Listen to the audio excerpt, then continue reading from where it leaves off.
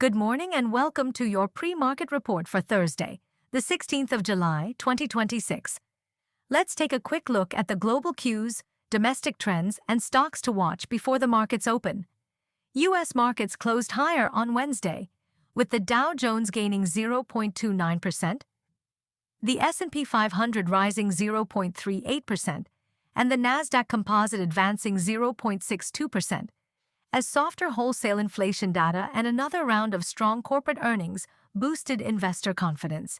Gains were led by the financial sector, while easing inflation reinforced expectations that the Federal Reserve may keep interest rates on hold, despite elevated oil prices and ongoing geopolitical tensions. Asian markets are trading mixed to lower today despite softer U.S. inflation data and stronger than expected earnings from major U.S. banks.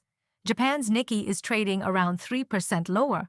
South Korea's Kospi fell by over 7.5%, while Hong Kong's Hang Seng is trading in positive territory as investors remain optimistic about China's policy support and the global earnings season. GIFT Nifty Futures as of 8 a.m. was trading at 24,081, thereby indicating a flat opening for the Indian markets today. Crude oil prices are trading higher as renewed U.S.-Iran tensions and continued uncertainty around shipping through the Strait of Hormuz keep supply concerns elevated. Although OPEC Plus has increased production, geopolitical risks continue to support a strong risk premium in oil prices. Gold prices are trading firm, supported by softer U.S. inflation data that has strengthened expectations of a pause in Federal Reserve rate hikes. A weaker U.S. dollar has also boosted demand for bullion, while ongoing geopolitical tensions continue to reinforce safe haven buying. HDFC Life delivered a healthy first-quarter performance, with net profit rising 11.5% year-on-year to 611 crore rupees, supported by steady growth in premiums and new business.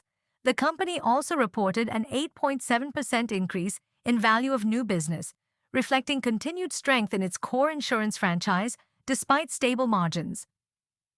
ICICI Lombard reported a mixed quarter, with net profit declining 46% year-on-year to 403 crore rupees, while net premium earned increased 16% to 5,950 crore rupees. The insurer maintained a strong solvency ratio of 2.71, highlighting its solid capital position despite the decline in profitability. NTPC Green Energy's subsidiary, Ayana Renewable Power, has won a 50-megawatt wind power project in SECI's latest auction at a tariff of 3 rupees and 85 paise per unit. The win strengthens the company's renewable energy pipeline and supports its long-term clean energy expansion strategy. Following a positive close for the U.S. markets amid cooler-than-expected wholesale inflation data and a negative momentum seen in most Asian markets which seem to have balanced each other out, Nifty is expected to open mostly flat today. Supports for the index may remain at 24,055 followed by 23,930, while resistances may be placed at 24,165, followed by 24,300. A positive momentum may be expected with upside capped by rising crude prices, with markets remaining mostly range-bound as further cues are awaited.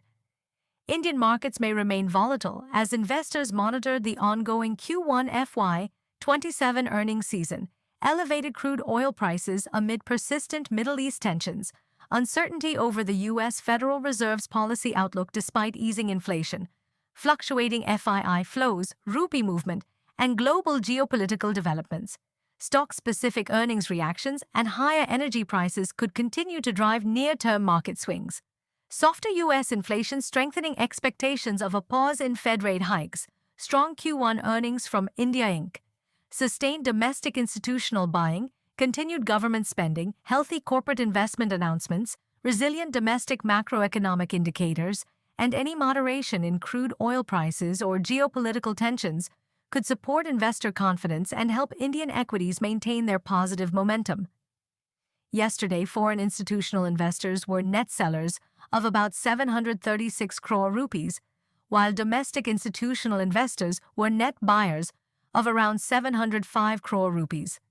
That's your market snapshot for India on July 16, 2026. As always, don't forget to like, subscribe, and hit the bell icon for stock market related updates. Wishing you a focused and profitable trading session ahead.